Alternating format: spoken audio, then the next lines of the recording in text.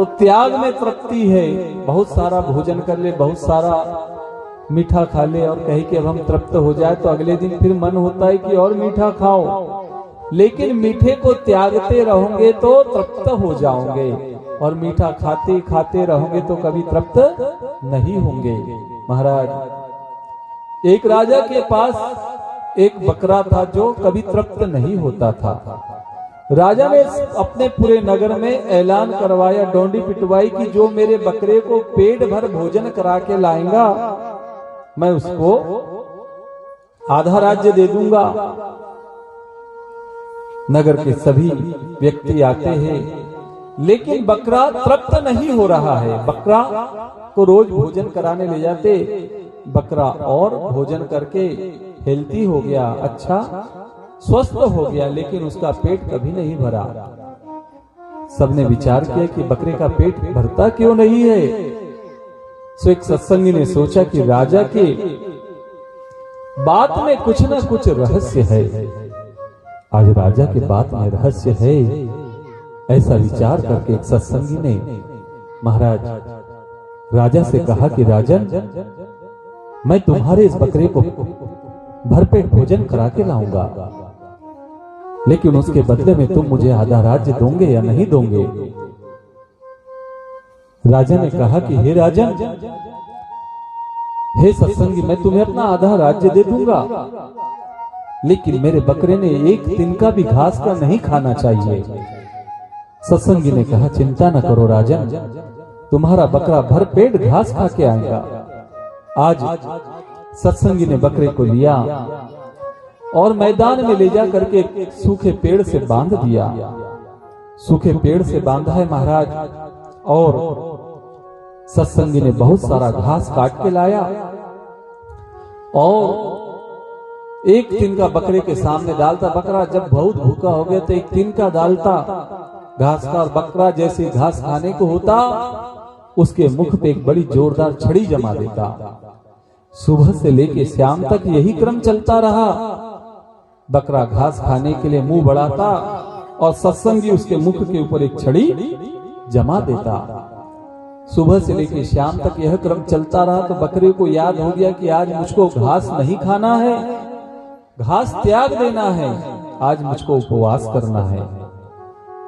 सत्संगी ने बकरे की परीक्षा ली, थोड़ी सी घास उसके मुख के सामने रखी और छड़ी हिलाई तो बकरे ने घास नहीं खाई। सत्संगी को ज्ञात हो गया कि अब ये जो बकरा है इसको मेरा पाठ याद हो गया है, अब इसको याद दिलाने की आवश्यकता नहीं है। सत्संगी आज उस बकरे को लेके राजा के पास आया और राजा से कहता है, राजन, मैंने तुम्हारे बकरे को भरपेट आज घास खिलाई है, अब ये घास नहीं खाएगा, इसका पेट भरपूर भरा हुआ है।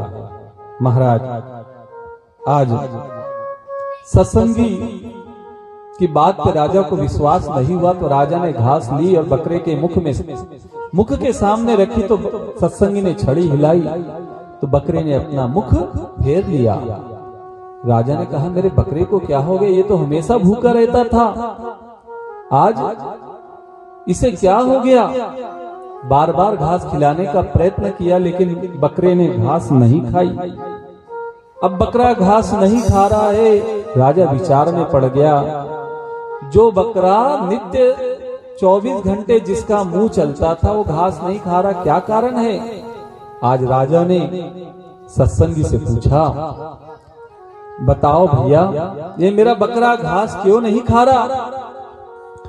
सत्संगी ने कहा, महाराज, मैंने तुम्हारे इस बकरे के साथ सत्संग किया है, मेरे सत्संग का असर इतना हुआ कि इसने आज घास को त्याग दिया, आज इसने व्रत कर लिया।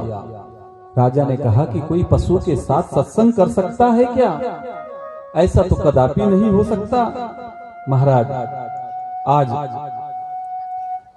सत्संग की बात सुनकर के राजा के आश्चर्य का ठिकाना नहीं रहा। राजा ने पूछा, बताओ कैसे सत्संग किया। तो सत्संगी कहता है, महाराज, मैं इसे रोज घास खिलाता था।